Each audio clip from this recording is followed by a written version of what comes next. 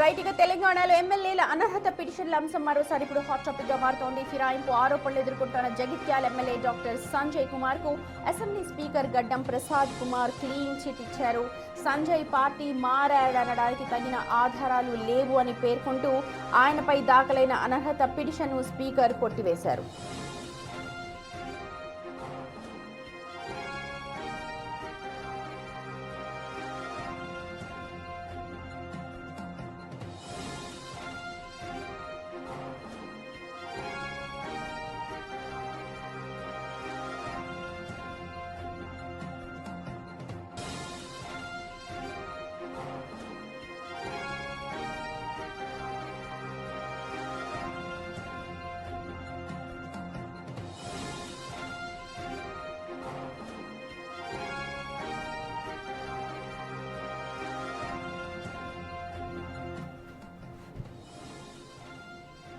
గత ఏడాది బీఆర్ఎస్ నుండి గెలిచిన సంజయ్ కుమార్ ఆ తర్వాత కాంగ్రెస్ తీర్థం పుచ్చుకున్నారు అన్న ఆరోపణలతో మాజీ మంత్రి జగదీష్ రెడ్డి స్పీకర్ కు ఫిర్యాదు చేశారు.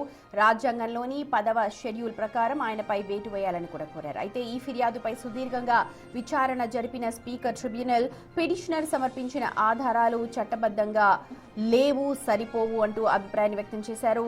సంజయ్ ఇప్పటికీ కూడా బీఆర్ఎస్ సభ్యుడిగానే కొనసాగుతున్నారని, ఆయన సాంకేతికంగా పార్టీ మారలేదు అని స్పీకర్ స్పష్టం చేశారు. రైట్, మా ప్రతినిధి హేమ లైవ్ లో జాయిన్ అవుతూ ఉన్నారు ఈ అంశానికి సంబంధించి పూర్తి అనాలిసిస్ అందించడానికి. ఓ టు యు హేమ.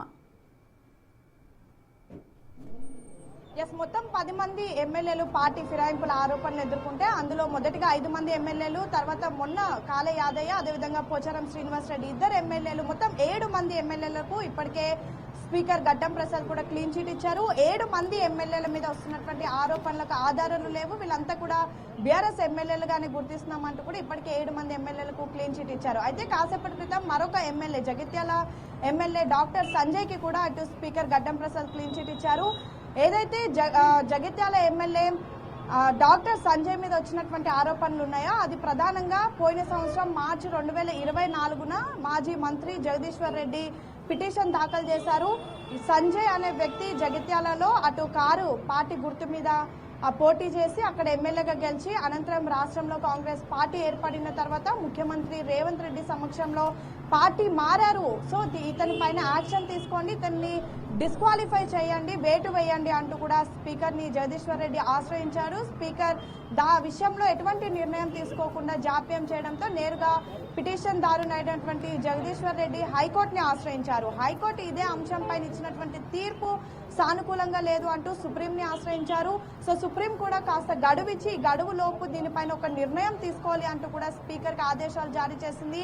అనంతరం అటు doctor Sanjay versus Jagadishwar Reddy speaker ముందు క్రాస్ ఎగ్జామినేషన్ కి పార్టిసిపేట్ చేశారు. మొత్తం 3 దఫాలుగా కూడా విచారణలో క్రాస్ ఎగ్జామినేషన్ లో పార్టిసిపేట్ చేశారు. మొదటిగా అటు జగదీశ్వర్ రెడ్డి అడ్వకేట్లు ఇటు సంజయ్ అడ్వకేట్లను క్రాస్ ఎగ్జామినేషన్ చేశారు. అనంతరం ఆరోపణలు ఎదుర్కొంటున్నటువంటి సంజయ్ అడ్వకేట్లు పిటిషన్ దారుడైనటువంటి జగదీశ్వర్ రెడ్డి అడ్వకేట్లను విచారణ చేశారు. అనంతరం జగదీశ్వర్ రెడ్డి వర్సెస్ డాక్టర్ సంజయ్ ఇద్దరిని కూడా క్రాస్ ఎగ్జామినేషన్ జరిగింది. సో దానికి సంబంధించినటువంటి నిర్ణయం కాసేపటి క్రితం స్పీకర్ వెల్లడించారు. అందులో క్లియర్ గా మెన్షన్ చేసింది ఏంటంటే ఎప్పుడైతే పిటిషన్ దాఖలైందో పిటిషన్ దాఖలైనటువంటి సమయానికి టెక్నికల్ గా చూసుకుంటే ఇంకా అప్పటికి సంజయ్ బీఆర్ఎస్ ఎమ్మెల్యేగానే కొనసాగుతున్నారు. సేమ్ టైం ఏదైతే ఆరోపణలకు తగినటువంటి ఆధారాలు లేవు. సో అందుకే సంజయ్ కి సంబంధించినటువంటి పిటిషన్ ఏదైతే దాఖలైందో దాన్ని డిస్మిస్ చేస్తున్నాము అంటూ కూడా స్పీకర్ మెన్షన్ చేసినటువంటి పరిస్థితి. ప్రధానంగా సుమతి మొదటి నుంచి కూడా ఎవరైతే పిటిషన్ దాఖలైనటువంటి ఎమ్మెల్యేలు ఉన్నారో వాళ్ళంతా కూడా ఈ 10 మంది ఎమ్మెల్యేలకు సంబంధించినటువంటి అంటే టీవీలో కానివ్వండి, పేపర్లో వచ్చినటువంటి వీడియో, ఆడియోతో పాటుగా ఇతర పేపర్ క్లిప్పింగ్స్ ఏవైతే ఉంటాయో వాటన్నిటిని కూడా ఒక హార్డ్ కాపీగా తయారు చేసి క్రాస్ ఎగ్జామినేషన్కి వచ్చారు. కానీ ఇతర ఏ టెక్నికల్ ఎవిడెన్స్ కూడా తీసుకురాలేదు. అండ్ సేమ్ టైం ఈ 10 మంది ఎమ్మెల్యేల ఆరోపణలు ఎదుర్కొంటున్నటువంటి వాళ్ళు ఎవరైతే ఉన్నారో వీళ్ళపైన పిటిషన్ దాఖలైంది 2024 మార్చ్. ఆ సమయానికి వీళ్ళంతా కూడా బీఆర్ఎస్ ఎమ్మెల్యేలుగానే కొనసాగుతున్నారు. అప్పటికి వీళ్ళెవరు కూడా అటు ముఖ్యమంత్రిని కానివ్వండి లేదంటే ఏఐసీసీ అగ్రనేతలను కూడా కలిసినటువంటి దాఖలా లేవు. సో టెక్నికల్ గా చూసుకొని లీగల్ కాన్సిక్వెన్సెస్ రాకుండా స్పీకర్ ఈ నిర్ణయాలు తీసుకుంటున్నామంటూ కూడా ఇప్పటికే చాలా క్లియర్ గా చెప్పినటువంటి పరిస్థితి. అయితే ఇప్పటి వరకు కేవలం స్పీకర్ మాత్రమే మొత్తం గతంలో 7 మంది ప్రస్తుతం ఒక ఎమ్మెల్యే అంటే 8 మందికి సంబంధించినటువంటి తీర్పు వెల్లడించినప్పటికీ సుప్రీం దీనిపైన ఎలాంటి నిర్ణయం తీసుకోబోతోంది, స్పీకర్ ఇచ్చినటువంటి నిర్ణయానికి సుప్రీంకోర్టు ఏకీభవిస్తుందా లేదంటే ఏం జరగబోతోంది అనేది మాత్రం వేచి చూడాలి. ఎందుకంటే కాసేపటి క్రితం ఇదే ప్లేస్ లో మాట్లాడుతూ కూడా బీఆర్ఎస్ ఎమ్మెల్యే కేపీ వివేకానంద కూడా చెప్పింది ఏంటంటే ఇప్పుడు స్పీకర్ ఇచ్చినటువంటి నిర్ణయం సానుకూలంగా లేదు. సో ఇదంతా కూడా మేము ఖచ్చితంగా దీనిపైన సుప్రీంలో ఫైట్ చేస్తాము, సుప్రీంలో మాకు న్యాయం జరుగుతుంది అంటూ కూడా భావిస్తున్నారు. 10 మంది ఎమ్మెల్యేలకు ఖచ్చితంగా అనర్హత వేటు పడుతుంది అంటూ కూడా భావిస్తున్నటువంటి పరిస్థితి. సో చూడాలి స్పీకర్ మరి ఫర్దర్ గా ఇంకా ఇద్దరు ఎమ్మెల్యేలకు సంబంధించి ఎలాంటి నిర్ణయం తీసుకోబోతున్నారని. ఆల్రెడీ ఇప్పుడు 11 గంటలకు అటు కడియం శ్రీహరి అడ్వకేట్లు వర్సెస్ ప్రస్తుతం కేపీ వివేకే నేరుగా పార్టిసిపేట్ చేశారు కాబట్టి వాళ్ళకి సంబంధించిన క్రాస్ ఎగ్జామినేషన్ కూడా అవుతుంది. మొత్తం 10 మంది ఎమ్మెల్యేలు పార్టీ ఫిరాయింపుల ఆరోపణలు ఎదుర్కొంటే అందులో గతంలో 7 ఇప్పుడు 1 మొత్తం 8 మంది ఎమ్మెల్యేలకు క్లీన్ చిట్ ఇచ్చారు స్పీకర్. ఎలాంటి ఆధారాలు కూడా లేవు అంటూ మరి మిగతా ఇద్దరికి సంబంధించి స్పీకర్ ఏం నిర్ణయం తీసుకోబోతున్నారు అనేది మాత్రం చాలా ఉత్కంఠ నెలకొంది సుమతి. ఎందుకంటే ఒకరు ఖైరతాబాద్ ఎమ్మెల్యే దానం నాగేందర్ అయితే మరొకరు కడియం శ్రీహరి. సో కడియం శ్రీహరి ఇప్పటికే వాళ్ళ కూతురు ఎంపీ ఎన్నికల్లో పోటీ చేసినటువంటి సమయంలో నేరుగా కాంగ్రెస్ ప్రచార రథం ఎక్కి తన కూతురు కోసం కాంగ్రెస్ కండువా కప్పుకొని ప్రచారం చేశారు. సేమ్ టైం వరంగల్ ఇంటర్నల్ విభేదాలు జరిగినటువంటి సమయంలో మీనాక్షి నటరాజన్ వచ్చి నేరుగా గాంధీ భవన్ లో కలిసారు. And same time Congress party నిర్వహించినటువంటి అనేక కార్యక్రమాల్లో కూడా పాల్గొన్నారు. ఇక దానం నాగేందర్ విషయానికి వస్తే ఏకంగా ఎంపీ ఎన్నికల్లో కాంగ్రెస్ పార్టీ బీఫామ్ మీద పోటీ చేసి ఎన్నికల్లో పోటీ చేసినటువంటి పరిస్థితి. అనంతరం గాంధీ భవనే కాదు ఏకంగా పిఎస్సి మీటింగ్ కానివ్వండి లేదంటే ముఖ్యమంత్రి నిర్వహించినటువంటి అనేక కార్యక్రమాల్లో కూడా పార్టిసిపేట్ చేశారు. సో వీళ్ళిద్దరి పైన ఖచ్చితంగా వేటు పడుతుంది అంటూ కూడా చర్చలు జరుగుతున్నప్పటికీ దానం నాగేందర్ మాత్రం చాలా టెక్నికల్ గా ముందుకు వెళ్తూ ఉన్నారు. తన పైన పిటిషన్ దాఖలు చేసినటువంటి సమయానికి తను ఇంకా బీఆర్ఎస్ ఎమ్మెల్యేగానే ఉన్నానని, సేమ్ టైం అప్పటికి తను ఎక్కడ కూడా అంటే కాంగ్రెస్ పార్టీలో చేరినట్టు కానీ తనని బీఆర్ఎస్ పార్టీ నుంచి సస్పెండ్ చేసినట్టుగా ఎక్కడా లేదు అంటూ కూడా చాలా లీగల్ గా కూడా ఫర్దర్ గా ముందుకు వెళ్తున్నారు. సో ఇవన్నీ బేస్ చేసుకొని మరి స్పీకర్ వీళ్ళిద్దరి పైన ఎలాంటి నిర్ణయం తీసుకుంటుందని మాత్రం వేచి చూడాలి. అయితే ప్రస్తుతానికి 8 మందికి బీఆర్ఎస్ ఎమ్మెల్యేలుగా క్లీన్ చిట్ ఇచ్చినప్పటికీ కూడా మొన్న జరిగినటువంటి సర్పంచ్ ఎన్నికల్లో గానీ ప్రస్తుతం జరుగుతున్నటువంటి మున్సిపల్ ఎన్నికల్లో గానీ ఈ 8 మంది ఎమ్మెల్యేలు కూడా ఎక్కడ అటు బీఆర్ఎస్ పార్టీతో కానీ అక్కడ ఉన్నటువంటి నాయకులతో కానీ లేదంటే బీఆర్ఎస్ పార్టీ మద్దతు తెలిపినటువంటి అభ్యర్థుల కోసం వీళ్ళు ఎక్కడ కూడా పార్టిసిపేట్ చేసి ఎక్కడ కూడా ఎన్నికల్లో ముందుకు వెళ్ళలేదు. అంటే బీఆర్ఎస్ తో కలిసి ఇంకా వీళ్ళు పని చేయడం లేదు. సో నెక్స్ట్ వీళ్ళు ఎలా ముందుకు వెళ్తారు అనేది మాత్రం చూడాలి. సో మొత్తానికైతే 8 మంది ఎమ్మెల్యేలకు ప్రస్తుతం క్లీన్ చిట్ వచ్చింది. ప్రస్తుతం కడియం శ్రీహరి విచారణ జరుగుతుంది.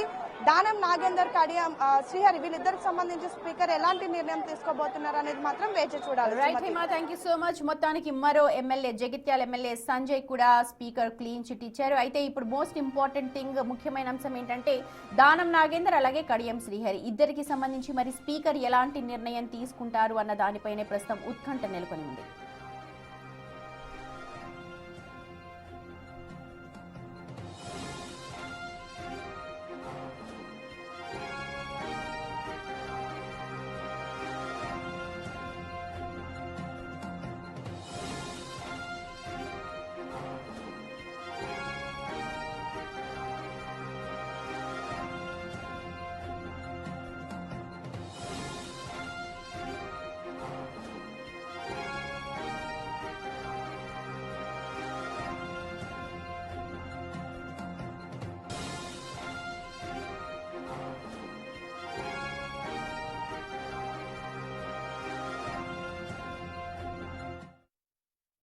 ఖచ్చితంగా ఈ మున్సిపాలిటీలో కాంగ్రెస్ ప్రభుత్వం ఉంది కాబట్టి కాంగ్రెస్కి అనుకూలంగా ఉన్న వాళ్ళని గెలిపిస్తే తప్పకుండా జగిత్యాల పట్టణ అభివృద్ధిని ఒక ప్రణాళికాబద్ధంగా అభివృద్ధి చేస్తానని చెప్పి తెలియజేస్తూ మరిగా కొంత కాంట్రవర్సీ ఉన్నది.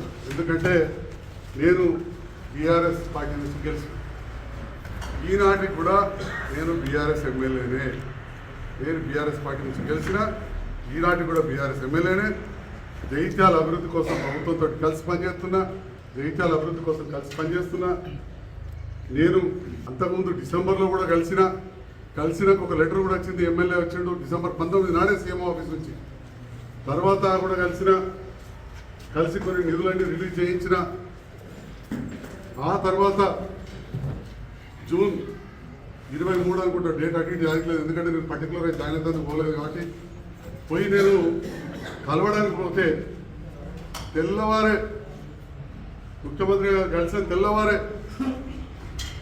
ఎలాంటి అథెంటిసిటీ లేని, ఆధారాలు లేని మీడియా ప్రచారంతో నేను ఇవ్వలేదు స్టేట్మెంట్, ముఖ్యమంత్రి గారు ఇవ్వలే, నాతో ఉన్న మంత్రులు ఇవ్వలే. కలిసి పని చేస్తామని చెప్పి పోయి నేను చాలా కప్పితే వారు నాకు అండవ కప్పితే నేను కాంగ్రెస్లో చేరిట్టు అని చెప్పి బీఆర్ఎస్ నాయకులు వచ్చి నా హాస్పిటల్ మీద రచ్చ చేసి నా దిష్టి బొమ్మ తలబెట్టారు. నాకు ఒక అవకాశం కూడా ఇవ్వలేదు వివరణ ఇవ్వడానికి, నాకు ఒక నోటీస్ ఇవ్వలేదు. మన కవితం మాది అడుగుతుంది కదా, మీరేమన్నా వివరణ ఎస్ ఎవరికైనా ప్రజాస్వామ్యంలో హక్కు ఉంటుంది. మర్డర్ చేసిన వాడికే, హత్య చేసిన వాడికే ట్రయల్ నడుతుంది కోర్టులో. అలాంటిది నేను ముఖ్యమంత్రి గారిని కలవగానే అది చాలా వస్తే నాకు కండువ కప్పగానే తెల్లవారంగానే నా ఇంటి మీద దాడి, తహసీల్ చౌరస్తాల దాడి మీరందరూ కూడా చూసారు. అదే రోజు నా మీద అఫిడవిట్ వేసి డిస్క్వాలిఫై చేయమని చెప్పి స్పీకర్ దగ్గర పిటిషన్ వేసింది. అయినా కానీ ఆ రోజు నుంచి మార్చి వరకు అది వాళ్ళిచ్చి వాళ్ళు ఆపేంత వరకు బీఆర్ఎస్ లెజిస్లేటర్ పార్టీకి నెలకు 5,000 రూపాయలు మా జీతం నుంచి కట్ అయితే నేను ఎన్నడూ ఆబ్జెక్షన్ చేయలే. ఎస్ నేను బీఆర్ఎస్ లెజిస్లేటర్ పార్టీ సభ్యుల్ని, నేను ఆబ్జెక్షన్ చేయలే. నేను అంటున్నారు అఫిడవిట్ ఇచ్చిండు, అప్పుడు వాస్తవమే అఫిడవిటే కదా నెలకు 5,000 కట్టినా భయ్, అఫిడవిటే కదా నెలకు 5,000 కట్టినా కాదంటే ఏదైనా విప్ జారీ చేస్తే రేపటి నాడు బీఆర్ఎస్ వాళ్ళు ఎవరికైనా చేయండి ఈ బిల్ మద్దతు ఏమిటి అంటే చెప్తారు. మరి వాళ్ళ మాట్లాడుతూ ఉంటే ఈ రకం. కానీ అయినా నన్ను ఎంత విమర్శించినా, ఎన్ని మాటలన్నా, ఇంకోటి ఎవడో టికెట్ రాలేదు ఎక్కడో మాట్లాడారు, అట్లా నేను కూడా కానీ ఏనాడు కూడా నేను స్థానిక బీఆర్ఎస్ నాయకుల గురించి కానీ అధిష్టానం గురించి కానీ ఈ రోజుకు నేను విమర్శించలేదు.